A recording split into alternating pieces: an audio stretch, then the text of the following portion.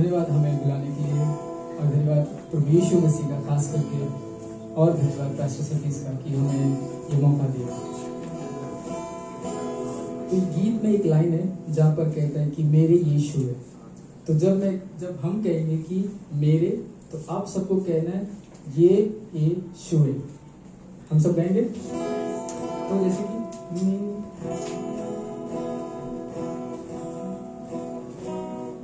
करते हैं हम सब।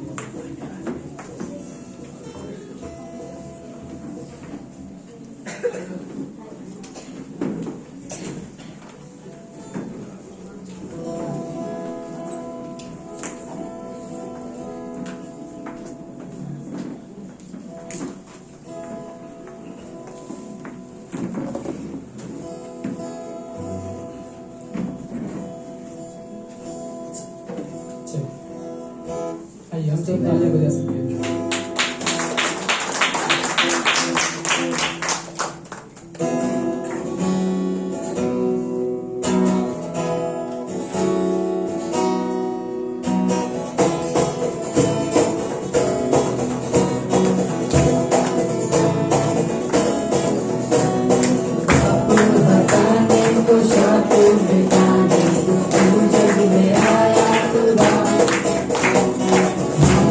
बचा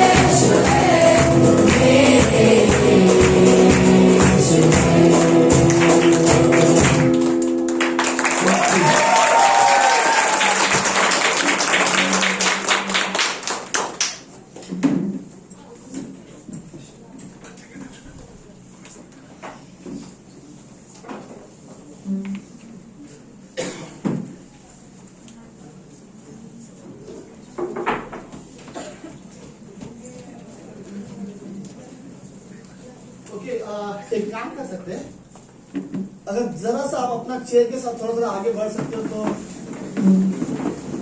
पीछे और जगह मिल जाएगा।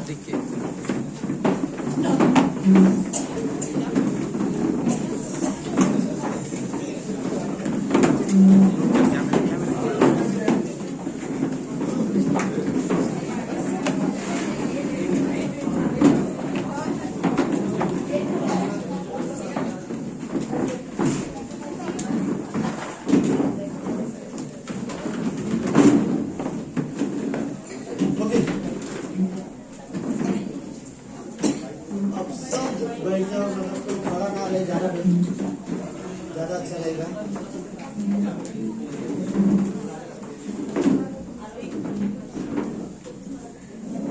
ओके, बस सब लोग बैठ जाओ, चेयर में सब लोग बैठ जाओ। कुछ भी जगह नहीं हो तो आ जाओ, पास्टर के बाजू में बैठ जाओ। ओके, सब लोग मैसेज सुनने के लिए तैयार है? यस। मेरे टाइम में भी मैं इतने जोश में दिखाते थे। ओके, लेकिन कोई भी नबी अपने गांव में स्वागत करने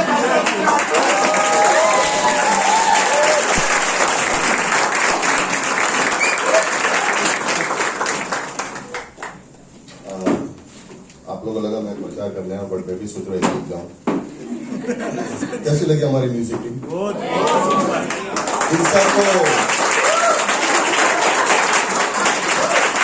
इन सबको मैंने नहीं सिखाया, इसलिए गाना अच्छा है। हम लोग जब हमारे चर्च में गाने की बात निकलती है तो दो चीज मुझे मेरे चर्च में अलाउड नहीं है, एक गाना गाना और दूसरा चाय बनाना। चाय बनाने के लिए मेरे को किचन में अलाउ नहीं करते, क्योंकि वो बोलते चाय में पानी है, और गाने के लिए तो कोई आता ही नहीं। राइट, बट अद्भुत दिन है, राइट। और आपके पास्टर सतीश, उनकी वाइफ पूनम के लिए बहुत बहुत धन्यवाद यहाँ पे इनवाइट करने के लिए।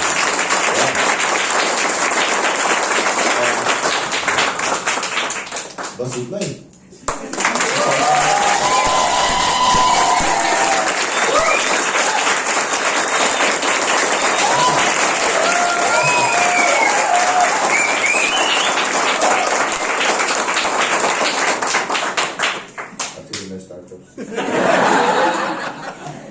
सतीश, आपकी चर्च इधर छूट, हाँ इधर। पहले थेसलोनी में, ये मैसेज नहीं है लेकिन आप लोग के विश्वास को देख के बोल रहा हूँ। पहले थेसलोनिका में तीसरी पंक्ति, तीसरे अध्याय में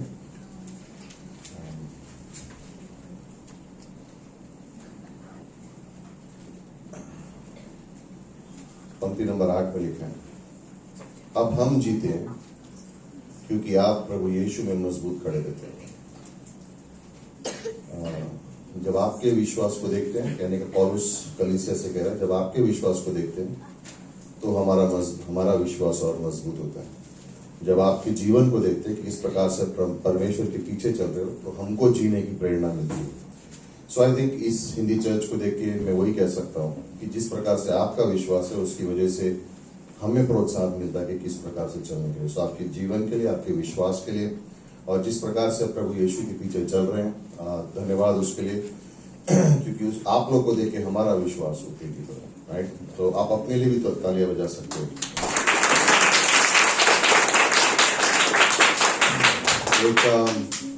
एक पिता और उसका बेटा गाड़ी में सफर कर रहे थे, जा रहे थे और रास्तों से गुजर रहे थे, और ट्रैवल करते करते उनकी गाड़ी में एक मधुमक्खी आ गई। लेकिन छोटे बेटा जो था उसको मधुमक्खी के डंक से एलर्जी थी। अगर मधुमक्खी उसको डंक मार देगी तो तब इतनी बुरी एलर्जी कि उसकी मृत्यु भी हो सकती है। तो वो मधुमक्खी को देख के चिल्लाने लगा गाड़ी में, और जब वो चिल्ला रहा है तो उसके पिता ने मधुमक्खी को ऐसे पकड़ ली और थोड़ी देर के बाद उसको अपने हाथ में रखा और फिर छोड़ दिया। फिर बेटा चिल्लाना शुरू कर दिया, लेकिन उसके पिता ने उससे कहा, डर मत, उसका डंक खत्म हो गया, उसका डंक मेरे हाथ में। तो अब ये मधुमक्खी तुझे छू नहीं सकती, छुएगी भी तो तुझे डंक नहीं मार सकती, तुझे कुछ नहीं कर सकती। पहले कुरिन्थियों के 15वें अध्याय में वर्ष 56 में पौलुस लिखता है, हे मृत्यु तेरा डंक किधर है। आज यीशु मसीह, जिसको आज 2000 वर्ष बाद हम पुनरुत्थान की सभा में आज हम जैसे कह रहे हैं सेलिब्रेट कर रहे हैं, तो हम भी यही कह रहे हैं, हे मृत्यु तेरा डंक किधर है। क्योंकि मसीह मरे में से जी उठा, इसलिए आज भी हम जानते कि हम भी जीवित उठेंगे और मृत्यु हमें हरा नहीं सकती है ना। सो और ये पुनरुत्थान का दिन इसलिए बहुत महत्वपूर्ण है। सो आइए वचनों में बढ़ने से पहले प्रार्थना करते हैं। पिता, धन्यवाद देते हैं आज के इस दिन के लिए, इस समय के लिए प्रभु, इस सभा के लिए धन्यवाद, आपके वचनों के लिए प्रभु, आपकी कलीसिया के लिए धन्यवाद, उनके विश्वास के लिए धन्यवाद, पास्टर सतीश और उनके परिवार के लिए, हर एक टीम मेंबर के लिए यहाँ पर प्रभु, हर एक सदस्य के लिए, चाहे कुछ भी हो जाए वो आपके विश्वास में, आप पर भरोसा रखते हुए आगे बढ़ते हैं। धन्यवाद देते हैं, आज के समय को आपके हाथों में देते हैं। यीशु मसीह हम प्रार्थना करते हैं कि इन दिनों में जिस प्रकार से हम हैं, जिस प्रकार से संसार है, लेकिन हम ये प्रार्थना कर रहे हैं कि आप हमसे बातें करेंगे प्रभु, आज ही नहीं लेकिन हर रोज हमारे हृदय से, हमारे मन से और अपने विश्वास में हमें और भी मजबूत और परिपक्व करेंगे। धन्यवाद आज के इस दिन के लिए। 2000 वर्ष पहले आपने मृत्यु को, पाप को, सारी उन चीजों को जिससे इंसान कभी डर सके, एक दिन में ही खत्म कर दिया। आज हम जयवंत से भी अधिक हैं। आज हमारे लिए कोई भी कॉन्डेमनेशन नहीं, कोई भी दंड की आज्ञा नहीं। हम जानते हैं हम आप में संपूर्ण हैं, परिपूर्ण हैं। धन्यवाद यीशु। आगे का समय आपके हाथों में देते हुए मांगते हैं यीशु मसीह के नाम से। इतिहास में 4 ऐसे महत्वपूर्ण दिन हैं जिनके बारे में हम विश्वासी होने के नाते में पता होना चाहिए। सबसे पहला है जिस दिन रचना हुई, और ये उत्पत्ति 1 की नहीं लेकिन यूहन्ना 1:1 की। आदि में वचन था, वचन परमेश्वर के साथ था और वचन ही परमेश्वर था। ये रचना है, ये सबसे महत्वपूर्ण दिन। उसके बाद दूसरी जो रचना हुई, समय की शुरुआत, जहां पर परमेश्वर ने इस धरती को बनाया और पुरुष और स्त्री को बनाया, वो और एक रचना है जहां पे परमेश्वर ने आपको और मुझे अपने स्वरूप में बनाया। लाइक सोचने की बात है, परमेश्वर ने किसी और को अपने स्वरूप में नहीं बनाया लेकिन मनुष्य को अपने स्वरूप में बनाया। हम सोच सकते हैं, हम बात कर सकते हैं, हम एक दूसरे की संगति कर सकते हैं और सबसे बड़ी चीज हम परमेश्वर को जान सकते हैं। दूसरा महत्वपूर्ण दिन इतिहास में अगर कोई है तो वो जब यीशु मसीह ने इस धरती पर जन्म लिया, मनुष्य बनकर, देवधारी बनकर इस धरती पर आए। तीसरा दिन जब हम कहते हैं कि अगर कोई महत्वपूर्ण दिन है तो वो है जिस दिन क्रूस पर यीशु मसीह ने अपनी जान दी, Good Friday, right? Good Friday. अगर यीशु हमारे पापों के लिए ना मरता तो हमारा क्या होता? लेकिन चौथा सबसे महत्वपूर्ण दिन, और मैं सोचता हूं सबसे महत्वपूर्ण दिन है जिस दिन वो मौत को हरा के जी उठा, पुनरुत्थान का दिन। और सिर्फ विश्वासियों में ही नहीं लेकिन संसार में भी ये कंफ्यूजन है, क्रिसमस ज्यादा इंपॉर्टेंट है कि रेजरेक्शन संडे इंपॉर्टेंट है। कई लोग विश्वास करते हैं क्रिसमस ज्यादा इंपॉर्टेंट है क्योंकि छुट्टी लंबी मिलती है, साल का अंत है तो शायद क्रिसमस ज्यादा जरूरी है बिकॉज छुट्टी हमको हफ्ते भर से ज्यादा मिल जाती है। ईस्टर के टाइम पे 1-2 दिन की मिलती है तो लॉन्ग वीकेंड है। लेकिन क्रिसमस जो है वो एक वादा है और पुनरुत्थान का दिन जो है वो सबूत है। अगर पुनरुत्थान नहीं होता तो हमारा विश्वास नहीं होता। इतिहास इन सेंस विश्वासी जीवन की नींव यीशु मसीह का पुनरुत्थान। अगर यीशु कब्र से ना निकलता तो हम पापों में अभी भी मरे हुए थे। अगर यीशु कब्र से ना जी उठता तो हमारे पास कोई आशा नहीं होती। अगर यीशु मसीह मौत को ना हराता तो हम भी जान नहीं पाते कि हमारा आगे जाके क्या होगा। अगर यीशु मसीह कब्र से निकलकर स्वर्गीय स्थानों पर जाकर आज जहां पर विराजमान है नहीं होता तो हमें नहीं पता होता कि हम भी स्वर्ग जाएंगे या नहीं जाएंगे। और इस संसार में हमें भी ये याद रखना है कि हाँ, भले ही हम क्रिसमस की बात कर सकते हैं, रचना की बात कर सकते हैं, लेकिन पुनरुत्थान का दिन हमें नई आशा देता है। पुनरुत्थान का दिन हमारे मन में जो गहरे सवाल हैं, जो शक हैं, जो योजनाएं हैं, जो बातें हैं जिसको हम कभी कभी पूछ नहीं सकते या सोच नहीं सकते, लेकिन हर एक सवाल का जवाब पुनरुत्थान जवाब पूरा करता है। और अगर पुनरुत्थान ना हो तो हम आज जितने भी सवाल हमारी जिंदगी में हैं, उनको हम कैसे समझें, उनको हम कैसे जानें। यूहन्ना 20 से 21 में कई सारी घटनाएं घट रही हैं जहां पर हम देखते हैं कि चेले हैं जो यीशु मसीह के पुनरुत्थान होने के बावजूद भी उनके जीवन में ऐसी कोई चीजें घट रही हैं जो नहीं होनी चाहिए थी, लेकिन फिर भी हैं। और उन पंक्तियों को पढ़कर हमें भी थोड़ा आश्वासन मिलता है, हमको भी थोड़ा कॉन्फिडेंस मिलता है। ये नहीं कि हमें भी इस तरह से होना चाहिए कि थैंक गॉड ऐसे कोई है जो हमारी तरह भी सोचते हैं।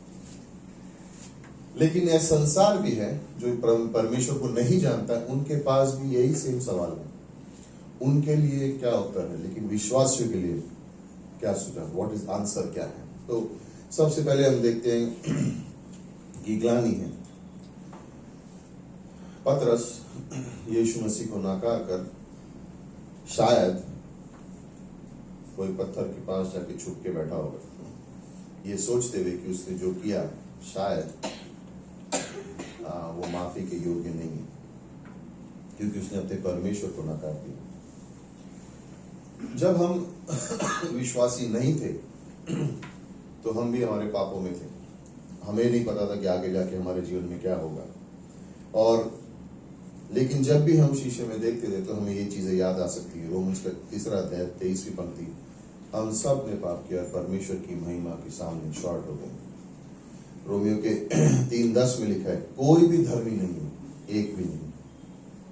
और सारी मनुष्य जाति अविश्वासी हैं, जो भी हैं जिन्होंने यीशु मसीह को स्वीकार नहीं किया, वो सब जानते हैं, मन में सारी इंसानियत जानती है कि वो ग्लानि में है। क्यों? सबके अंदर पाप है, सबके अंदर पापी स्वभाव है। तो इस पापी स्वभाव को, इस पाप को मैं अपने शरीर से कैसे निकालूं, जिंदगी से कैसे निकालूं। जब मैं खेल कूद के आता हूँ या काम पे से आता हूँ तो मैं नहा के साफ सुथरा हो सकता हूँ, लेकिन मेरे हृदय को साफ करने के लिए अभी तक कोई साबुन बनी नहीं। मेरे विवेक को साफ करने के लिए कोई साबुन शैम्पू नहीं है, कोई कंडीशनर नहीं है ना, कोई नहीं है। लेकिन उसके लिए उसको इंसान कैसे साफ करेगा। जब इंसान ग्लानि में जीता है तो उसके पास 3 उपाय होते हैं कि छुटकारा पाने के लिए कोशिश करता है। सबसे पहले वो अच्छा बनने की कोशिश करता है। वो सोचता है मैं अच्छा बनूंगा, मैं नौकरी में अच्छा करूंगा, मैं एक अच्छे नागरिक की तरह जीऊंगा, मैं उठ के प्रार्थना करूंगा, अच्छे काम करूंगा, तो शायद मुझे इस ग्लानि से छुटकारा मिल सकता है। लेकिन ग्लानि इतनी जल्दी किसी को छोड़ती नहीं। हम सबको पता है कहीं ना कहीं अंदर हम किसी न किसी गुनाह के, किसी न किसी पाप के कि हमने गलती की है, और वो ग्लानि हमें खाती है।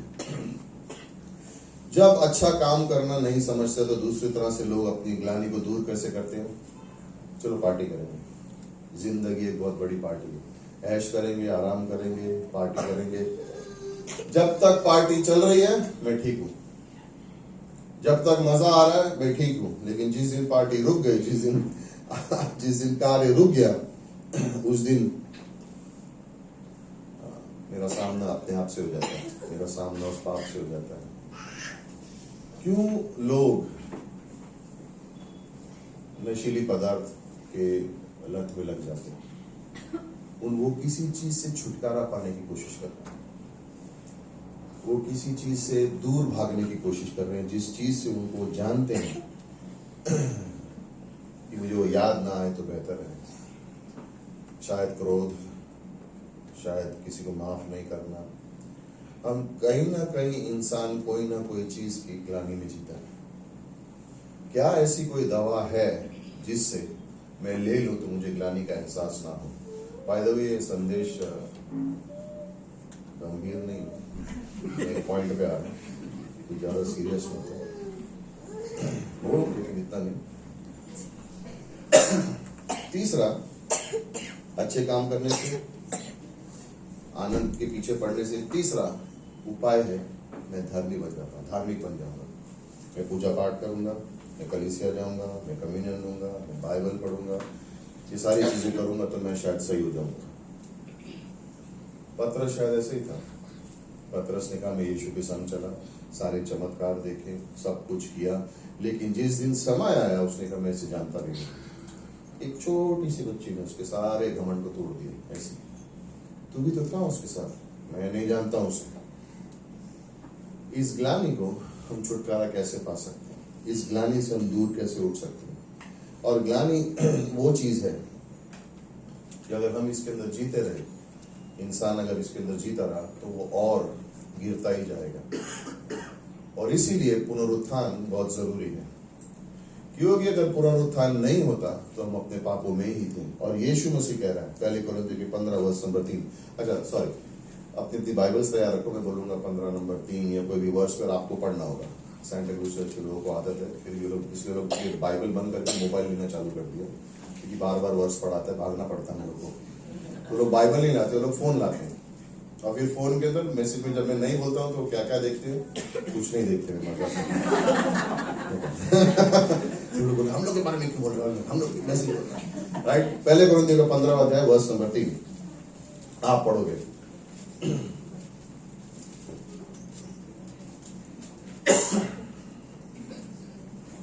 जल्दी। इसी कारण Yes. मैंने सबसे पहले तुम्हें पहली बात पहुंचा दी जो मुझे पहुंची थी कि पवित्र शास्त्र के वचन के अनुसार यीशु मसीह हमारे पापों के लिए मर गया। पवित्र शास्त्र के अनुसार यीशु मसीह हमारे पापों के लिए मरा। मैं सोच रहा हूँ कि मरकुस 16वें अध्याय में परमेश्वर की स्वर्गदूत ने आकर कहा, जाओ तुम्हारे लिए गलील में यीशु मसीह इंतजार कर रहा है, लेकिन तुम जाओ और पतरस को भी लेके जाओ। किसी और का नाम नहीं लिया गया, सिर्फ पतरस का नाम भी लिया। क्यों? क्योंकि परमेश्वर जानता था शायद ये व्यक्ति अकेला ग्लानि में अपने आप को छुपा के रखा और इसको ग्लानि में जी रहा है, क्योंकि इसको याद है कि इसने मुझे नकार दिया है। इसलिए परमेश्वर का प्रेम इतना मजबूत था उसके लिए कि उसने कहा जाओ और पतरस को कहो कि मैं उससे जैसे कहा गया था मैं उनसे गलील में मिलूंगा।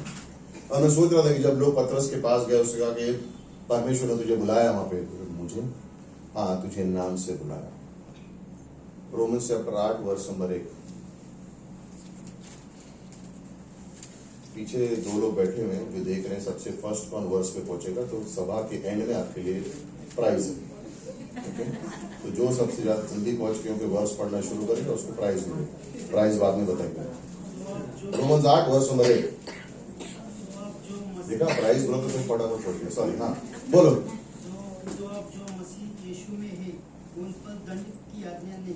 जो अब परमेश्वर यीशु मसीह, Nitesh brothers, good to see you, Santa Cruz से हमारे ब्रदर्स है वो। तो जो आज यीशु मसीह में उन पर दंड की आज्ञा होनी चाहिए कि नहीं होनी चाहिए? नहीं होनी चाहिए। क्यों? क्योंकि वचनों के अनुसार यीशु मसीह हमारे पापों के लिए अपनी जान दी।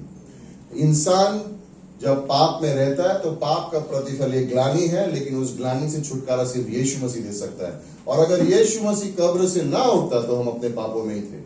अगर हम अपने पापों में थे तो हम ग्लानि में रहते, और अगर हम ग्लानि में रहते तो हम और गिर सकते थे। लेकिन परमेश्वर हमसे प्रेम करता है। और मैं देख रहा था कि सबसे खूबसूरत चित्र यह है कि परमेश्वर मरकुस के 16वें अध्याय में जाकर कहता है, जाओ और मरकुस को कहो कि मैं उससे गलील में मिलूंगा। आपको और मुझे परमेश्वर नाम से जानता है, व्यक्तिगत रूप से। आपको और मुझे परमेश्वर हमारे नाम से जानता है। वो आपकी जिंदगी में इंटरेस्टेड है, वो आपकी उसकी दिलचस्पी, करेक्ट बोल रहा हूँ सूरज इधर, थैंक यू, आज बता तो अच्छा होगा। उसकी दिलचस्पी हमारे अंदर बहुत गहरी है। कई बार कलीसिया में और व्यक्तिगत विश्वासी जीवन में हम सोचते हैं कि परमेश्वर के पास बहुत कुछ है करने के लिए, लेकिन क्या उसे मेरी चिंता है?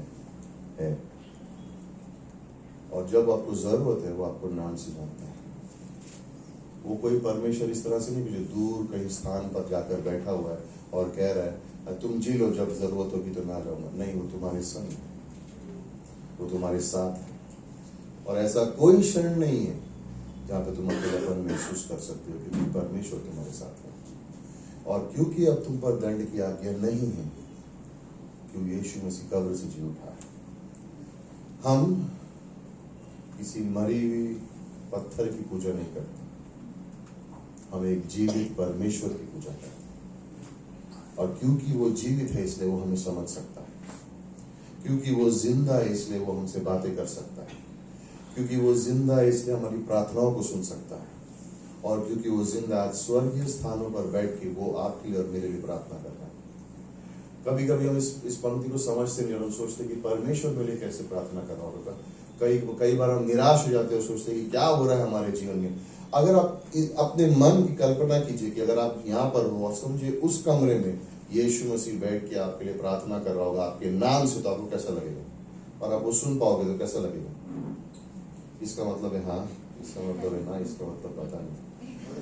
अच्छा लगेगा? थैंक गॉड, एक ने तो सच बोला। बाकी सब पुनरुत्थान के दिन भी अभी भी ग्लानि में जी रहे, मत जी।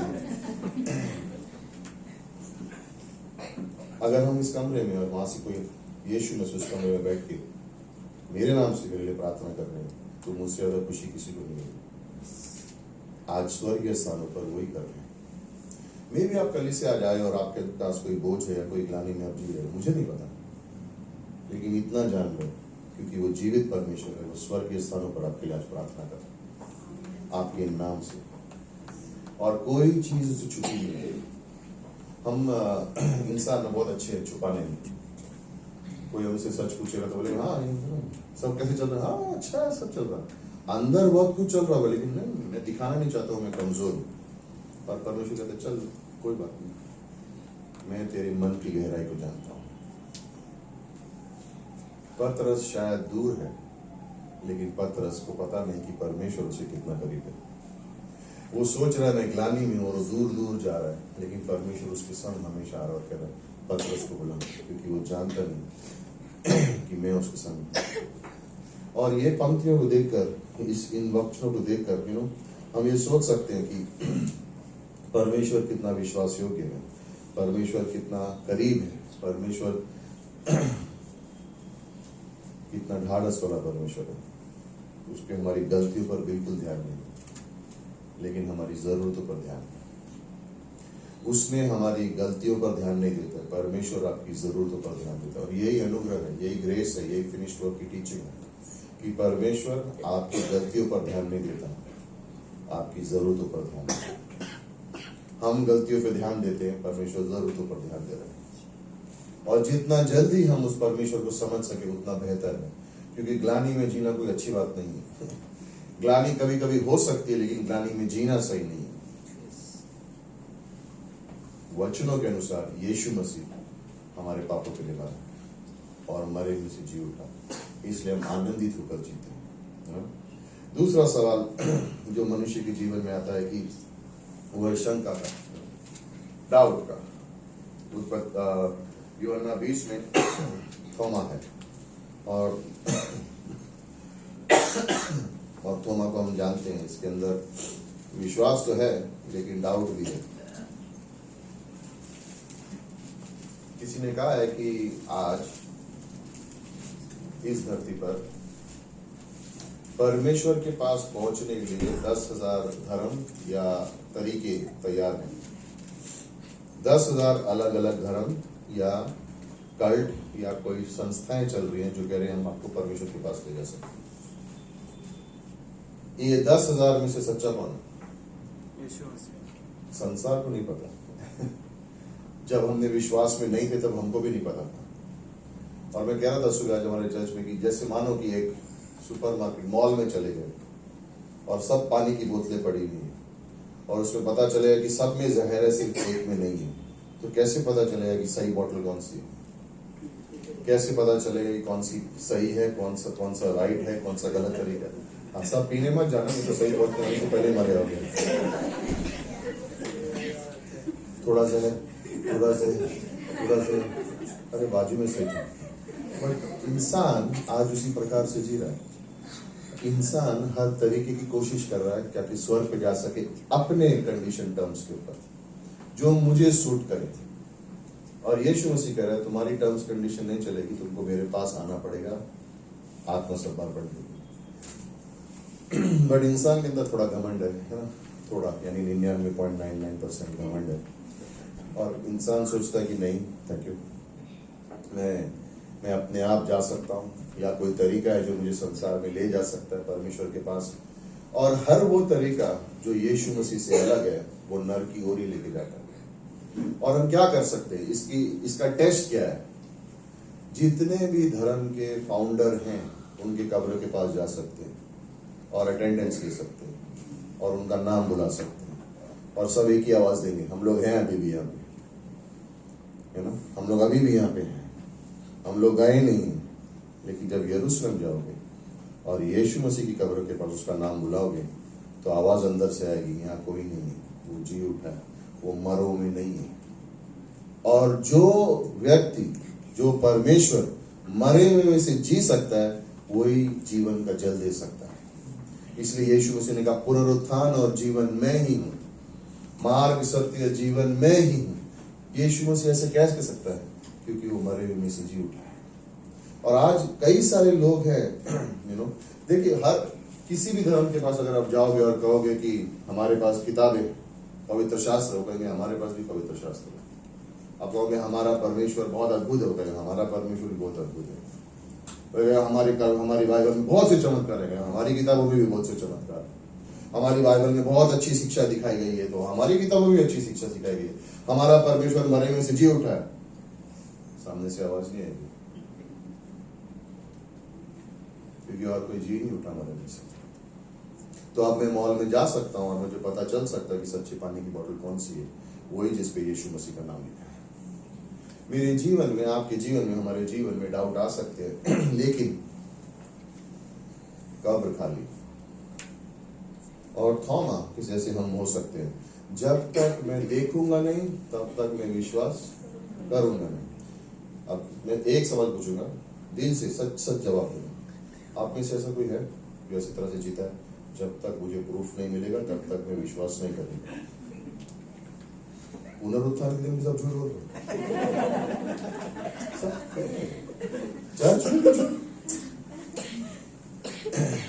सबके जीवन में शंका आती है, सबके जीवन में डाउट आता है।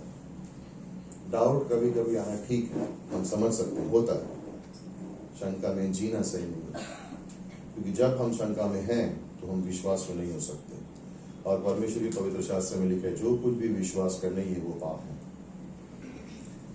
एक ही चीज परमेश्वर को पसंद न कर सकती है, आपका गाना नहीं, मेरा प्रचार नहीं, मैंने कितना दिया, आपने कितना किया, किसी कोई चीज परमेश्वर को पसंद नहीं करती, सिर्फ विश्वास। आपका विश्वास ही परमेश्वर को पसंद न कर सकता। और शंका जो है वो विश्वास का दुश्मन है। जहां जहां पे डाउट होगा वहां पे विश्वास काम नहीं करेगा।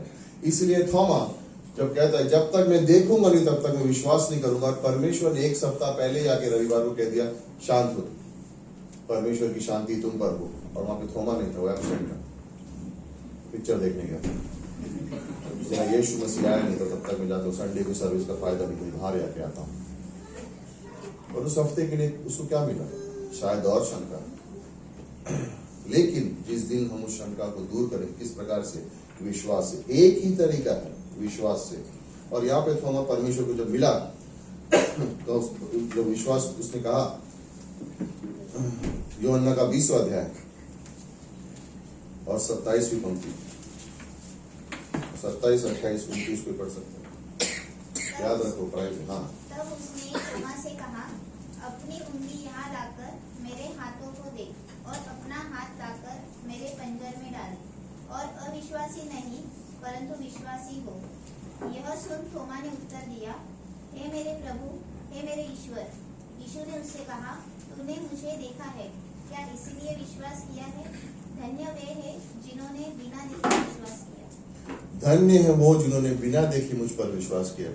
आपका और मेरा जीवन इस पंक्ति पर आधारित है कि हमने देखा नहीं है लेकिन फिर भी हम विश्वास करते हैं। अपने विश्वास का मूल्य कम मत समझना। अगर आप किसी को एक प्याला पानी देते हो विश्वास से, यीशु मसीह के नाम से, उसकी कीमत हमारी नजर में शायद कम हो सकती है, लेकिन यीशु मसीह उसको भूलता नहीं है। जो कुछ भी करे विश्वास से करे, ये जानते हुए कि परमेश्वर उसका प्रतिफल देगा। और शंकाएं आ सकती हैं जीवन में, लेकिन शंकाओं में रहना नहीं है। डाउट हो सकते हैं, लेकिन डाउट के अनुसार जीना नहीं है। क्यों? परमेश्वर ने हमें जीवित विश्वास दिया, क्योंकि वो जीवित परमेश्वर है, उसके उसका विश्वास भी जीवित विश्वास है। हम उस पर भरोसा कर सकते हैं, हम उसकी संगति कर सकते हैं। और सबसे भला हम जब हम संगति करते हैं, फेलोशिप में होते हैं, फेलोशिप में हमारा विश्वास और भी मजबूत होता है। इसलिए कलीसिया के अंदर हम हमेशा इस संगति में विश्वास करते हैं। मैं आप लोगों की फोटोज देखता हूँ रैप सेशन में, ऐसा लगता है सर्विस से ज्यादा लोग रैप सेशन में बैठे हैं, और वो अच्छा है। क्यों? क्योंकि ये हमारी संगति है, और ये संगति हमारे लिए जरूरी है। थोमा एक हफ्ते के लिए नहीं था, और एक हफ्ते के बाद उसको वही उत्तर मिला जो एक हफ्ता पहले मिल चुका था। कि हमारे जीवन में भी कई बार सवाल होते हैं, और समझो मैं कलीसिया में नहीं आया, शायद उसी दिन परमेश्वर मुझसे कह सकता था। जितनी बार हम परमेश्वर की संगति में नहीं रहते हैं, चाहे सुबह का हमारा डिवोशन हो, चाहे वो बाइबल कॉलेज क्लास हो, चाहे बाइबल स्टडी हो या चर्च की सर्विस हो, अगर मेरा विश्वास के अनुसार मैं उनके अंदर सहभागी नहीं हूं, तो शायद जिस दिन मैंने मिस किया वही दिन था जिस दिन शायद परमेश्वर मेरी सारी शंकाओं को दूर कर सकता था। इसलिए हम कलीसिया के अंदर संगति, इसलिए हम अपना सुबह का विश्वासी जीवन, जब हम अपना डिवोशन रखते हैं, इन बातों को हम हल्के से नहीं लेते, इन बातों को हम हल्के से नहीं लेते। बिकॉज जिस दिन मैं सुबह ये वचनों को खोलता हूँ और परमेश्वर से प्रार्थना करके विश्वास करते हुए पढ़ता हूँ, शायद उसी हर रोज परमेश्वर मुझसे बातें करता है, आपसे बातें करता है। इसलिए ये किताब जीवित वचन, और जितना जीवित वचन के अंदर मैं अपने आप को बढ़ाऊंगा, उतनी मेरी शंकाएं कम होंगी, उतना ही मेरा विश्वास बढ़ेगा। रोमन्स का 10 वर्ष नंबर 17 में क्या लिखा है? बाइबल में मत देखो, रोमन्स 10:17 में क्या लिखा है? हेलो, अब यहां हो? हाँ। विश्वास कैसे आता है? क्या? हाँ, क्या सुनने से? विश्वास वचन सुनने से आता है, परमेश्वर के वचन सुनने से। अब वर्ष पढ़ सकते हैं, रोमन्स चैप्टर 10 वर्ष नंबर 17। अतः विश्वास सुनने से और सुनना मसीह के वचन से होता है। एक दूसरे को देख के बोलो, मसीह के वचन सुना करो। मैं अपना दूसरे को बोलने के लिए मसीह का वचन सुना। अभी वही आदमी को देख के, वही व्यक्ति को देख के बोलो, मुझे भी सुनना है। अभी कोई नहीं बोल रहा, मसीह के वचनों को सुना करो। हाँ, मुझे भी सुनना है। विश्वास परमेश्वर के वचन सुनने से आता है। इसलिए हम अपनी संगति, इस सभा को जब हम मिलते हैं तो हम इस समय को हल्का नहीं लेते। जब हम कलीसिया में आते हैं तो अपने मन को तैयार करके आते हैं, एक उम्मीद लेके आते हैं। मैं पास्टर सतीश के रील्स देखता हूँ, आपको मालूम है रील्स क्या? वहां बैठ के मेरे को मालूम है सर्जन क्या होता है, तुमको क्या मालूम, हम लोग तो। और मैं तुमको देख के बोलूंगा भाई बोल, तो उनकी मैं मैसेज सुनता हूँ, वॉरफेयर पे बात कर रहे थे, याद है? आत्मिक युद्ध पे बात हो रही थी, तो 3 हफ्ते पहले, करेक्ट 3 हफ्ते पहले, हाँ, आत्मिक युद्ध पे बात हो रही थी, पाप के ऊपर बात हो रही थी लास्ट वीक, 2 हफ्ते पहले। मैं सुन रहा हूँ, मुझे मालूम है आप लोग क्या सोच रहे हैं। उन बातों को हल्के से मत लेना, वो हर संदेश तुम्हारे विश्वास में तुमको ऊपर ले जाने के लिए। और जब उन दरवाजों से अंदर आओ तो एक अपेक्षा लेके आना, एक उम्मीद लेके आना कि आज परमेश्वर मुझसे बात करेगा, आज मेरा विश्वास बढ़ने वाला है, आज इस जीवन में मैं और एक कदम ऊपर चढ़ने वाला हूँ। उस दरवाजे में रील्स देखते हुए मत आना, सर्विस में बैठ के रील्स मत देखना, सर्विस में बैठ के मैसेजेस मत देखना। तुम परमेश्वर की संगति का अनादर कर रहे हो, क्योंकि परमेश्वर बात कर रहा, तुम कह रहे हो मेरा मोबाइल ज्यादा जरूरी है। सब शांत हो, सच बोल रहा हूं, टेंशन मत। एक अपेक्षा, परमेश्वर के वचन को सुनने की अपेक्षा, एक उम्मीद, एक एक्सपेक्टेशन हर विश्वासी के जीवन में ऊंची होनी चाहिए।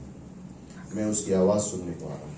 और मालूम है सबसे बड़ी, मैं कभी कभी सोचता हूँ कि सबसे बड़ी सजा एक विश्वासी के लिए क्या है? वो सुन नहीं सकता कि परमेश्वर उससे क्या कह रहा है। सबसे बड़ी सजा विश्वासी के लिए कि वो सुन नहीं पा रहा कि परमेश्वर उससे क्या कह रहा है, क्योंकि बहुत सी और चीजें जो हमारे ध्यान को खींचने के लिए तैयार होती है। और इसलिए हम अपने कानों को, अपने हृदय को नम्र रखना ताकि उसकी आवाज को सुनते रहें। और जब तक हम परमेश्वर की आवाज को नहीं सुनेंगे, सारी तकलीफें हमारी बढ़ सकती है, लेकिन उसकी एक आवाज सारे बंधनों को तोड़ सकता है, सारे बोझ को हटा सकता है। एक वक्त, एक वर्ष, एक शब्द हमारे सालों की समस्याओं को सॉल्व कर सकता है। एक वर्ष। तीसरा, अभी तक कितनी बात की हम लोगों ने? 2। कौन से 2?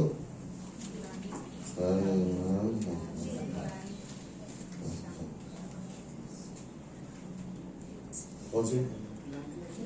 हाँ करेक्ट। तीसरा अकेलापन। मरियम यूहन्ना 20:10 में 11वीं पंक्ति में मरियम कब्र के बाहर खड़ी होकर रो रही है, और वो रो रही है, कब्र में देख रही है। 11, 12 और 13 पढ़ सकते हैं। परंतु मरियम रोती हुई कब्र के पास ही बाहर खड़ी रही और रोते रोते कब्र की ओर झुककर 2 स्वर्गदूतों को उज्जवल कपड़े पहने हुए, एक को सिरहाने और दूसरे को पैताने बैठे देखा, जहाँ यीशु का शव रखा गया था। उन्होंने उससे कहा, हे नारी, तू क्यों रोती है? उसने उनसे कहा, वे मेरे प्रभु को उठा ले गए और मैं नहीं जानती कि उसे कहाँ रखा है। अकेलापन। कभी विराट ट्रेन ट्रैवल किया? विराट ट्रेन शाम के टाइम में, रश आवर में, है ना? बहुत लोग ने किया। क्या ऐसा हो सकता है कि उस भरी हुई ट्रेन में, खचाखच भरी हुई ट्रेन में आपको अकेलापन महसूस हो सकता है? सब लोग दबा रहे हैं, लेकिन आपको लग रहा है मेरे लिए एक्चुअली कोई नहीं है। इंसान अपने आप को व्यस्त कर लेता है ये सोचते हुए कि किसी ना किसी तरह से क्या ऐसा कोई व्यक्ति मिल सकता है जो सच पे बता सके कि वो उसको मेरी चिंता है, कि वो सच में मुझसे प्रेम करता है। हम सब बेस्ट फ्रेंड्स को खोजने के चक्कर में रहते हैं हमेशा, बचपन से लेकर तू मेरा बेस्ट फ्रेंड, तू मेरा बेस्ट फ्रेंड। अगले साल दूसरे क्लास में गए तो वो बेस्ट फ्रेंड छूट गया, दूसरा बेस्ट फ्रेंड आ गया। स्कूल खत्म हो तो कॉलेज में बेस्ट फ्रेंड, गर्लफ्रेंड नहीं बेस्ट फ्रेंड। फिर हम सोचते गर्लफ्रेंड बॉयफ्रेंड भी बेस्ट फ्रेंड है, फिर दूसरे आते हैं, फिर हमारा विवाह होता है। और अगर आपका विवाह हुआ तो मैं उम्मीद करता हूँ आप एक दूसरे के बेस्ट फ्रेंड हो, और नहीं हो तो होना चाहिए, राइट?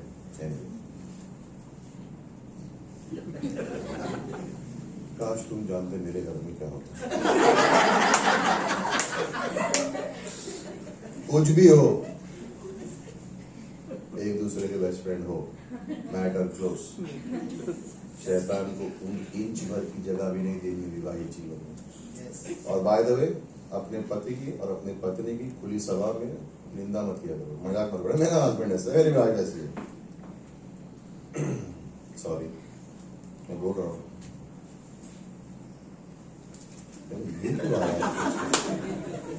ये क्यों, इसको क्यों बुलाया फीस करने के लिए? बड़ा अकेलापन। जहाँ पे हम पहले जीते थे, या बहुत साल पहले जब हम जीते तो हम लोग को हर पड़ोसी के बारे में मालूम था क्या होता है। हर पड़ोसी का नाम मालूम था, उसके कितने बच्चे हैं, कि उसके घर में प्रॉब्लम क्या, वो भी हमको पता होती। आज हमको पता भी नहीं हमारे बाजू में कौन रह रहा है। क्यों? बिजी हो गए। लेकिन इतने बिजी हो गए कि आत्मिक रूप से अंदर हम अकेले भी हो गए। और क्या करते हैं, अगर हमको पास कुछ नहीं है तो रील्स तो है, फेसबुक तो है। 10-10 मिनट 10-10 सेकंड देख के हम लोग अपने आप को खुश करते हैं, और रात के 3 बज जाते हैं, और हम देखते रहते हैं और सोचते हैं हाँ अब मेरा मन भर गया, अब मैं सो सकता हूँ या सो सकती हूँ। और उस खालीपन को भरने के लिए हम बहुत सी चीजें करते हैं और बहुत सी कोशिशें करते हैं, लेकिन वो जाता नहीं। आपको बोला सबसे लोनली, हिंदी में लोनली क्या बोलते हैं? अकेलापन। करेक्ट, मैं राइट बोल रहा हूँ? Thank you. मेरे टीचर ने मेरे को गुड मार्क्स दी थी। सबसे अकेला, सबसे लोनली स्थान कहाँ पर है पता? नर्क में, क्योंकि कोई संगति नहीं होता, और प्राण चिल्लाते रहेंगे, प्यासे रहेंगे, जलते रहेंगे, लेकिन कोई नहीं आएगा। कई बार इंसान, चाहे वो अविश्वासी हो, और उम्मीद करता हूँ कि विश्वासी ऐसे नहीं, लेकिन हमारे अंदर वो अकेलापन का बहुत एहसास होता है। क्यों? क्योंकि हमको कोई समझता नहीं, हम कुछ कहना चाह रहे, कोई जवाब नहीं दे रहा है, कोई मुझे समझ नहीं पा रहा है, और इन चीजों से हम लड़ते हैं, इन चीजों से हम स्ट्रगल करते हैं, और हम अपने आप को सोचते हैं कि शायद मैं दूर रहूं तो बेटर है, और मेरे को एक अच्छा कोई फ्रेंड मिल सके, काश कोई मुझे समझ सके। कभी आपने बोला ऐसा? अपने घर वालों को, तुम लोग मेरे को समझते ही नहीं, क्या तुम मुझे समझते तो आज मैं ऐसा नहीं होता। तो बोला थैंक गॉड, दो तो सच्चे हैं, बाकी सब तो इसको कैसे मालूम, हम सब के संग होता है। मैरी मैगदलीन उसका नाम है। मैगदलीन का मतलब मगदला के शहर से है। मगदला वो स्थान था जहाँ पर वेश्या रहती थी। तो जब उसको मैरी मैगदलीन बोलते हैं तो समझ जाओ मैरी ये वेश्याओं के स्थान से आई हुई है। और जब यीशु मसीह उसको मिलता है वर्ष नंबर 14 में, तो यीशु मसीह उसको कहता है तू किसको खोज रही है, मरियम। मैगदलीन नहीं बोलता उसे, क्योंकि उसका पीता हुआ कल खत्म हो चुका है, क्योंकि ये जीवित उठ चुका है। और जब यीशु मसीह जीवित उठ चुका है तो मेरे पाप, मेरे गुनाह, मेरा बीता हुआ कल, मेरे को जो समझते नहीं है, मेरी जो पुरानी बातें, उसका अब हमारे जीवन पर कोई असर नहीं पड़ेगा, कोई असर नहीं पड़ेगा। और यीशु मसीह मुझसे कहता है मत्ती के 28 वर्ष नंबर 20 में, मैं तेरे संग हमेशा रहूंगा। और इब्रानी 13 वर्ष नंबर 5 में कहता है मैं ना तुझे छोड़ूंगा ना मैं तुझे त्यागूंगा। और नीति वचन 17:17 में क्या लिखा हुआ है कि एक दोस्त है जो भाई से भी करीब है, और वो है यीशु मसीह। तो आज इंसान को, एक विश्वासी को कभी भी दोस्त की कमी महसूस नहीं होनी चाहिए, बिकॉज दोस्त हो या ना हो, यीशु मसीह है और हमेशा रहेगा। और क्या रहेगा, याद है लूका 15 में यीशु मसीह को क्या किया था, पापियों का मित्र, फ्रेंड ऑफ सिनर्स बोला गया। यीशु मसीह को लोग क्या जानते, सारे पापी। लूक 15 वर्ष नंबर 1 बुक में पढ़ सकता है, लूका 15 वर्ष नंबर 1। हम उस उड़ाव पुत्र की कहानी को जानते हैं, लेकिन वर्ष नंबर 1 में बहुत बड़ी सच्चाई है कि सारे पापियों को अच्छा लगता, आराम से यीशु मसीह के पास आ सकते थे। लूक चैप्टर 15 वर्ष नंबर 1। सब चुंगी लेने वाले और पापी उसके पास आया करते थे ताकि उसकी सुने। सारे चुंगी लेने वाले, सारे पापी उसके पास आते थे। सोचो ना कि यीशु मसीह अगर इस कमरे में बैठा हो या नीचे जाके बैठ जाए, तो हम लोग शायद जाएंगे कि नहीं जाएंगे रैप सेशन के लिए पता नहीं, लेकिन सारे चोर, डाकू, लुटेरे आ जाएंगे, क्योंकि उसको लगता है आसानी से हमें समझ सकता है, ये हमारे प्रॉब्लम को समझ सकता है, हम इसकी बात सुनने के लिए तैयार हैं, ये हमको निंदा की नजरों से नहीं देखेगा, ये हमको एक सच्चे दोस्त की तरह प्रेम करेगा, ये हमारे पापों के लिए मरने को तैयार है, ये हमें स्वीकार करने को तैयार है, हम इससे दूर नहीं रह सकते। लेकिन हम लोग सोचेंगे मैंने तो बाइबल कॉलेज किया है, मैं ये लोग की जरूरत है यीशु मसीह की नहीं, लेकिन हमको जरूरत है हमारे एक अकेलेपन को, हमारे लोनलीनेस को दूर करने के लिए सबसे सही मित्र यीशु मसीह। और अगर पुनरुत्थान है, इसलिए यीशु मसीह जीवित है, और जीवित परमेश्वर हमारे संग जीवित संगति कर सकता है। हमें किसी तस्वीर के पास जाके इंतजार करके बात करने की जरूरत नहीं कि उस तस्वीर मुझसे बात नहीं करेगी। याद है काशी शलर का उदाहरण कि मेरे घर में मेरी माँ की तस्वीर है और मेरे घर पे मेरी माँ दरवाजा खटखटा रही है, लेकिन मैं बोल रहा हूँ नहीं, मैं तेरी तस्वीर से बात करूंगा, मुझे तेरी जरूरत नहीं है। क्यों? तू मुझे जानती नहीं है, तू मुझे पहचानती नहीं, मैं तेरी तस्वीर से बात करने के लिए सहमत हूँ, लेकिन तुझे घर में आने नहीं दूंगा। और यीशु मसीह प्रकाशित वाक्य 3:20 में कह रहा है मैं तेरे हृदय के द्वार पे, अगर तुम खोलोगे तो मैं अंदर आऊंगा। हर सुबह वो खटखटाता है, हर सर्विस में वो खटखटाता है, हर बाइबल स्टडी में वो खटखटा रहा है। दरवाजा खोलोगे, अगर दरवाजा खोलोगे तो तुम्हारा सबसे अच्छा मित्र तुम्हारे हृदय में आएगा और तुमसे बातें करेगा, और तुम कभी अकेले नहीं होगे। परमेश्वर कह रहा है मरियम तू रो क्यों रही है, जिसका तुझे इंतजार हो तेरे सामने खड़ा है। प्रकाशित वाक्य 21 वर्ष नंबर 5 में लिखा कि मैं सारे आंसुओं को पोंछ दूंगा। वो दिन आ रहा है जब आप और मैं कभी भी एक आंसू बहाने की जरूरत नहीं पड़ेगी। कई सारे लोग अकेले में आज भी कहीं ना कहीं अपने कोने में जाके छुप छुप के रोते हैं और ये सोचते हैं कि कोई समझ नहीं सकता सिवाय परमेश्वर के। और परमेश्वर का ऐसा दिन आ रहा है जब एक आंसू भी नहीं निकलेगा, और जब तक वो आंसू निकल रहे हैं, भजन संहिता 56 वर्ष नंबर 8, आई थिंक वर्ष नंबर 8 ही है, करेक्ट? तो पढ़ सकते हैं Psalm 56 वर्ष नंबर 8।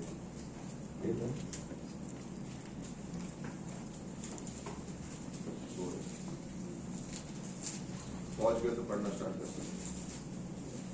तू मेरे मारे मारे फिरने का हिसाब रखता है, यस, तू मेरे आंसुओं को अपनी कुप्पी में रखे, क्या उनकी चर्चा तेरी पुस्तक में नहीं है? मेरे आंसू कहाँ हैं? उसकी कुप्पी में है। तुम्हारे आंसू यहाँ गिर रहे हैं, परमेश्वर उसको संभाल रहा है। इसका ये मतलब नहीं है कि उसको याद नहीं कि किन चीज़ों से तुम्हें दूर और दर्द होता है। शायद तुम सोच सकते हो कि कोई मेरी समस्या को समझ रहा नहीं है, लेकिन यीशु मसीह तुम्हारे आंसुओं को अपनी कुप्पी में संभाल के रख रहा है और कह रहा है मैं समझता हूँ, मेरे जैसा दोस्त नहीं है, मेरे पास आओ, मैं तुम्हारे हृदय के दरबार पे खटखटा रहा हूँ। चौथी में 21वें अध्याय में 7 लोग मछली पकड़ने चले गए वापस, है ना। 7 लोग मछली पकड़ने चले गए और इनमें है साइमन पीटर, थोमा, नथानियल, ज़ेबेदी के 2 पुत्र और 2 और शिष्य।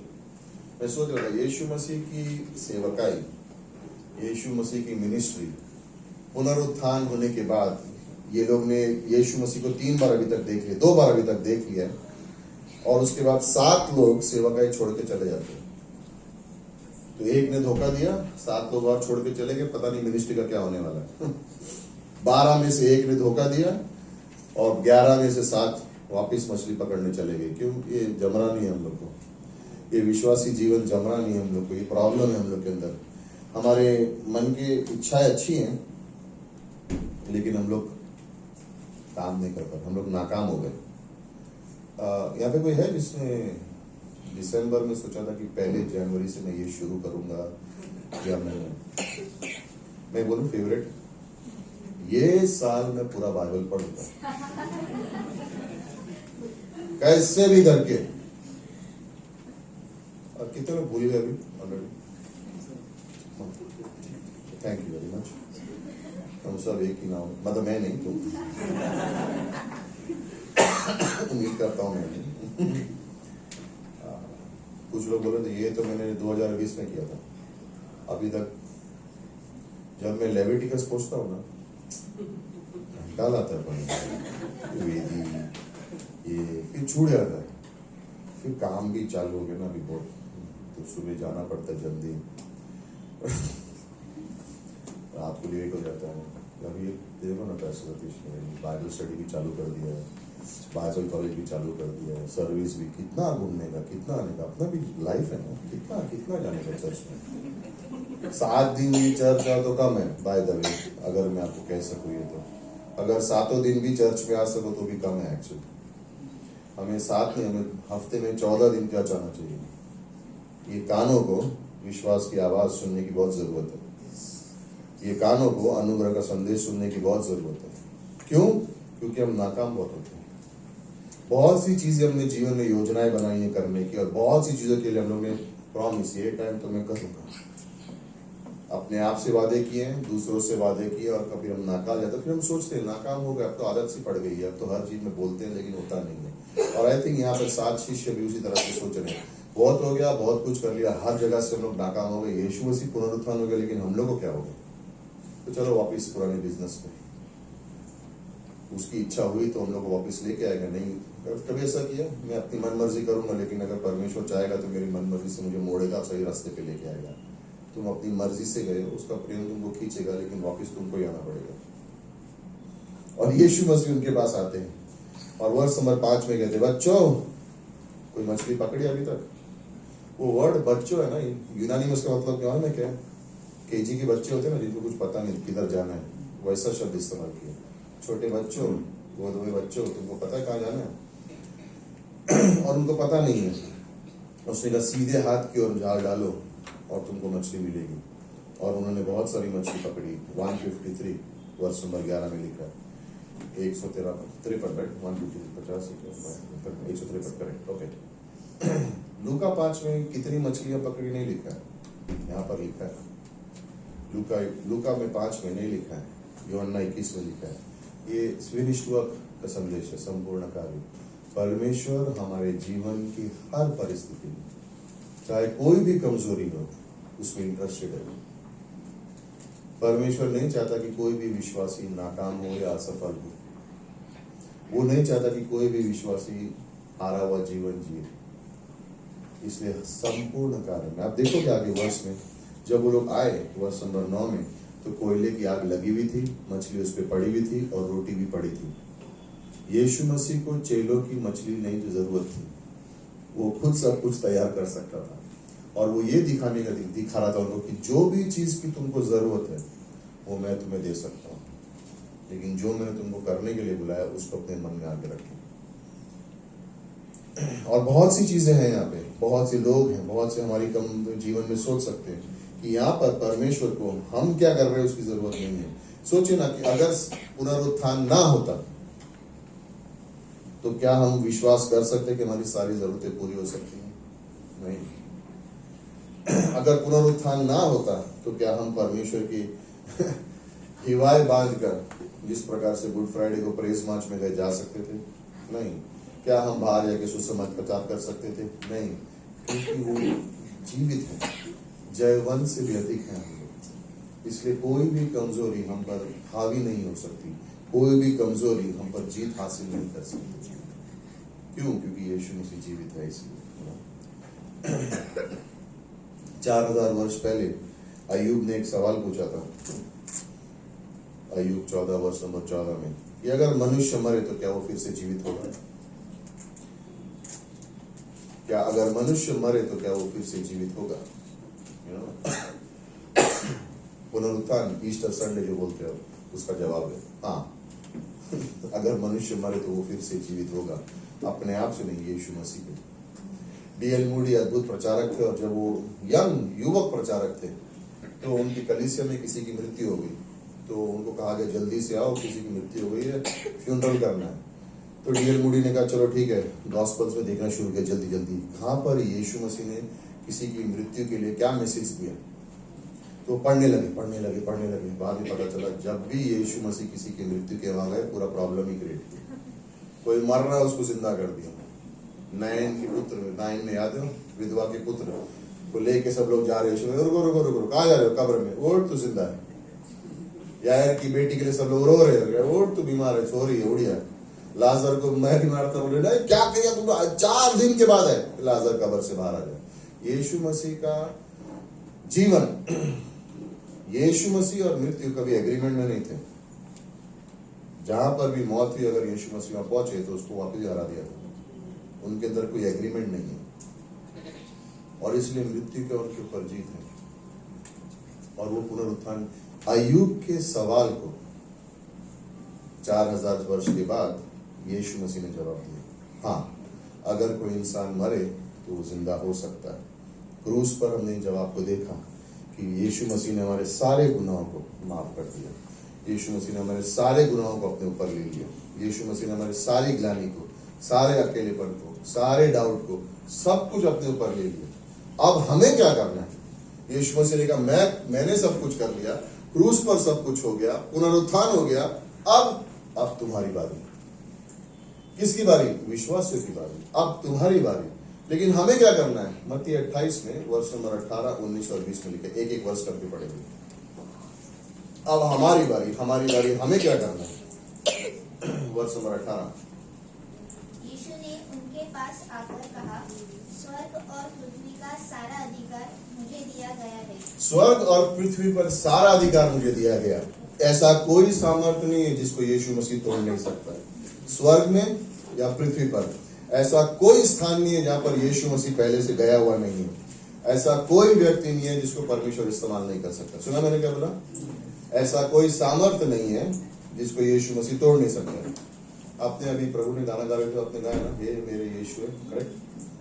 गाया था कि नहीं? अब मैं बोलूंगा, मेरे पीछे बोलना। रेडी? ऐसा कोई सामर्थ्य नहीं जिसको यीशु मसीह तोड़ नहीं सकता। विश्वास करते हो? ओके। ऐसा कोई स्थान नहीं है जहां पर यीशु मसीह हम पर जीवित हमको विजय नहीं दे सकता है।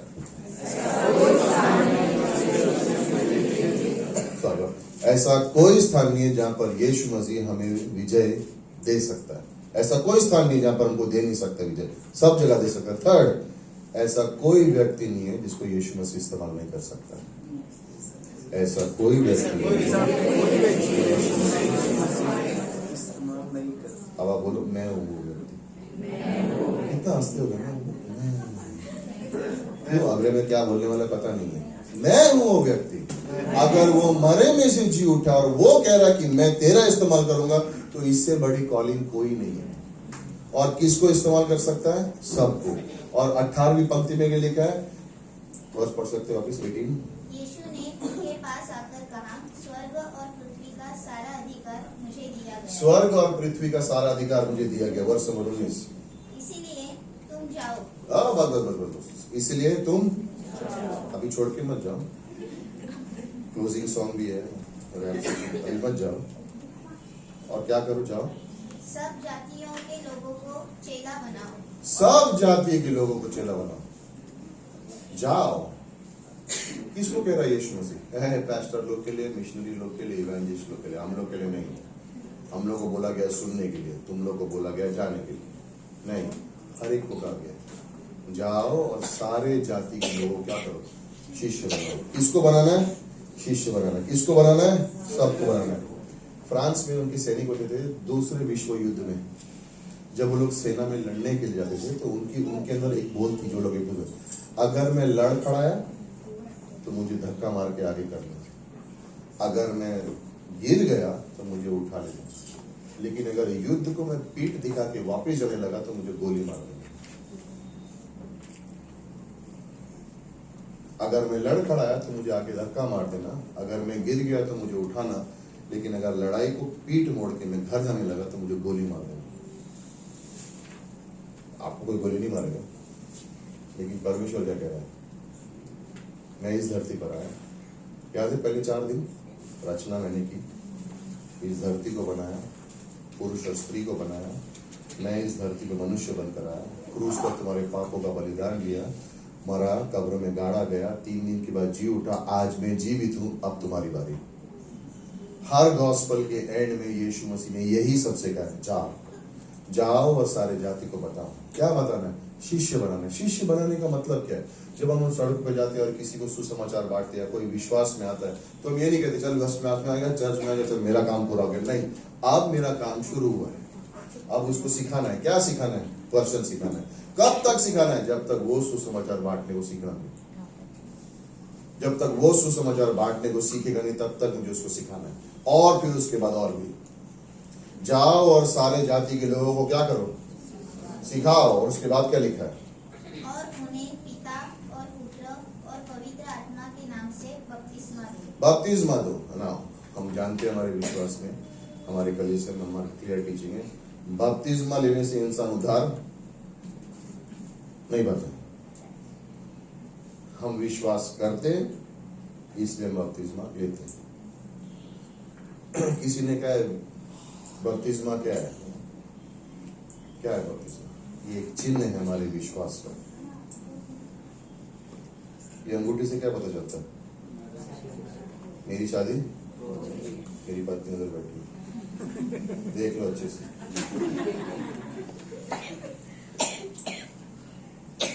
इसकी वजह से मेरी शादी नहीं हुई है, क्योंकि मेरी शादी हुई है इसलिए ये पहना गया। मैंने विश्वास किया है इसलिए मैं बपतिस्मा लेता हूँ। और बपतिस्मा लेने के समय में क्या कह रहा हूँ मैं? मेरा जीवन अब मेरा नहीं है, अब मेरा ये जीवन परमेश्वर का हो गया। मैं तेरे संग मरा, मैं तेरे संग गाड़ा गया, मैं तेरे संग जी उठा, अब तेरी आत्मा मेरे अंदर है, और जैसे जैसे आप कहोगे वैसे वैसे मैं करूंगा। गलातियों का 2:20 पढ़ सकते सब साथ में मिलकर? रेडी? सब एक दूजन नहीं, सब पढ़ेंगे। गलातियों का 2 अध्याय वर्ष नंबर 20। अगर आपके पास बाइबल नहीं, आपके पड़ोसी की बाइबल में जाग सकते हो, कॉपी कर सकते हो, सब अलाउड है आज, चीटिंग नहीं है। इंग्लिश में लिखा है crucified with Christ yet I live not I but 2 वर्ष नंबर 20। रेडी? Okay, start.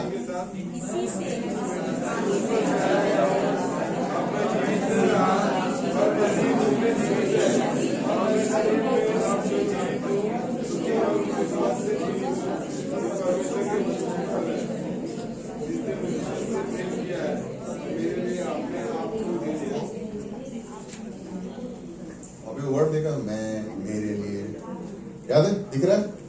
कितनी बार देखो जरा फटाफट। पहले भी कर चुका हूँ, एक बार यादगार के लिए। मैं, मेरे लिए, मैं कितनी बार? बस 4। हिंदी बाइबल 5 बार है? 6 मैं के बाद मेरे मैं मेरे जितनी बार भी लिखा है, कितनी बार है? मैं मेरे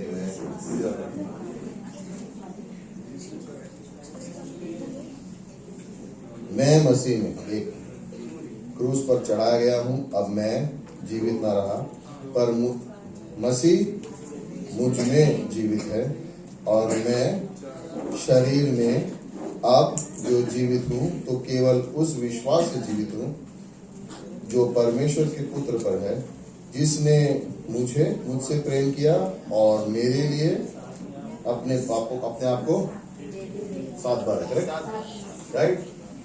अब वो हर जगह पे जब मैं और मेरा है, अपना नाम डाल के वर्ष को पढ़ो। उदाहरण, मैं मसीह में, फर्स्ट पार्ट क्या लिखा है?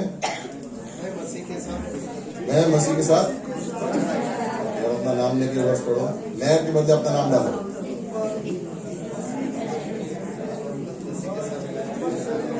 जहां पर भी मैं और मेरा है, अपना नाम डाल के पढ़ो उस वर्ष को।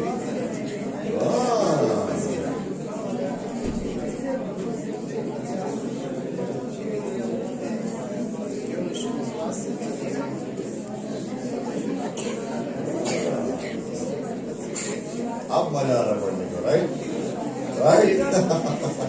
फिर से एक बार अपना नाम लेके पढ़ो, चलो। चलो, ये तो असाइनमेंट क्लास हो गई लगता है।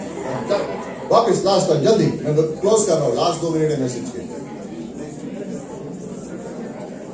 या लास्ट टाइम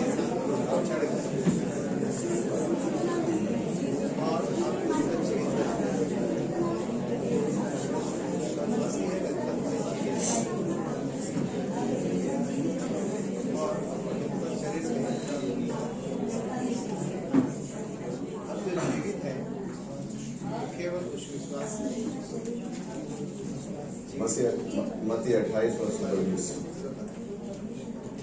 28 वर्ष 20। और उन्हें सब बातें जो मैंने तुम्हें आज्ञा दी है मानना सिखाओ। हमें क्या करना है? विश्वास में जाके आगे शिष्य बनाने हैं। शिष्य बनाने का तो बात बाद में करना, अभी मैसेज में ध्यान दो। बात बाद में करना, अभी मैसेज में ध्यान दो। हमें जाके क्या करना है? सुसमाचार बांटना, शिष्य बनाने। कब तक सिखाना उनको? जब तक वो सुसमाचार बांटने वाले नहीं बने। और हमारे संत कौन है? यीशु मसीह। और उसने हमें क्या दिया है? बिना कोई सीमा का सामर्थ्य। और उसने क्या कहा? सारा अधिकार किसको दिया गया? यीशु मसीह। अधिकार उसके पास है, सामर्थ्य उसके पास है। अगर आप इस कलीसिया में 100 लोग हो और हर जने ने हर महीने ये निर्णय ले लिया कि अगले वर्ष तक, अगले ईस्टर तक हम 3 जन को उद्धार में लाएंगे, तो मेयर हॉल शिफ्ट होना पड़ेगा। हंसो मत, हो सकता है। अपनी सोच को सीमित मत करना। हर विश्वासी अगर 3 लोग को 1 साल में मसीह के पास ला के शिष्य बनाएगा, आपकी शाम की सभा मेयर हॉल में होगी। अच्छा लगेगा? अगर मेयर हॉल में बैठ के हर विश्वासी हर साल में 3 जन को शिष्य बनाएगा तो क्या होगा? मुझे मत पूछो, मेरे को भी वही प्रॉब्लम होगा। नई जगह ढूंढना पड़ेगा। अगर ऐसे ही करते रहे तो 20 साल में पूरे संसार तक सुसमाचार चला जाएगा। शुरुआत किससे? मुझसे। आज पुनरुत्थान उसका हुआ है, लेकिन अब चाल हमें चलनी है। जीवित वो है। लोग कैसे जानेंगे कि वो जीवित है? उनको कैसे पता चलेगा जब वो मॉल में जाएंगे कि कौन सी बोतल में, कौन सी पानी की बोतल में नशा नहीं है, कौन सी पानी की बोतल में जहर नहीं है, कौन सी पानी की बोतल में जीवन है? यीशु मसीह। जब लोग ग्लानि से लड़ेंगे तो उनको कौन बताएगा कि ये तुम्हें ग्लानि से जीत दे सकता है? जब वो नाकाम होंगे तो कौन बताएगा कि यीशु मसीह तुम्हें इस नाकामी से सही निकाल के बाहर निकाल सकता है? जब उनको मृत्यु का डर उसके अंदर जिएगा, कौन उनको बताएगा कि मृत्यु के बाद भी जीत है? हम लोग फ्राइडे को सोल विनिंग गए, बीच पे एक लड़का हमारी टीम किसी को मिला, और आज संडे को सर्विस में था। वो थाना से आया और कह रहा मेरी तबीयत ठीक नहीं, लेकिन जो मैंने फ्राइडे को सुना वो मुझे वापिस सुनना था यहाँ पे। और हम लोग मृत्यु के बारे में बात करें। मालूम उसने क्या बोला? मैं मृत्यु से, लोग हैं हमारे जीवन में जो मृत्यु से डर से वो लोग कुछ नहीं कर पा रहे हैं। उनको डर लग रहा है कि वो एक दिन मर जाएंगे, एक दिन मर जाएंगे, और उनको पता नहीं कि जीवन में कैसे जिए। लाइक मेरे जीवन में, उसके जीवन में बोले मुझे प्रॉब्लम नहीं है, लेकिन मेरे प्रॉब्लम मेरे परिवार में लोगों में जो डर रहे हैं कि एक दिन हम मरने वाले हैं, और वो चिंता उनको खाए जा रही है। हुआ कुछ नहीं है, लेकिन मरने की चिंता है, मरने का डर है।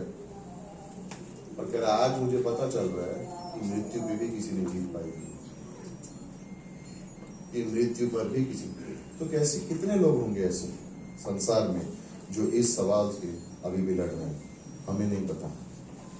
लेकिन हम ये जरूर कह सकते हैं कि पुनरुत्थान सही है, यीशु जिंदा है, और ये समाचार आपके लिए मुफ्त है, और परमेश्वर मरे हुए में जी सकता है, तो आपकी कोई भी समस्या का वो हल ला सकता है। आइए प्रार्थना करें। फिर धन्यवाद देते हैं आज के इस दिन के लिए, समय के लिए जरूर धन्यवाद देते हैं प्रभु इस कलीसिया में आपकी उपस्थिति, आपकी योजना,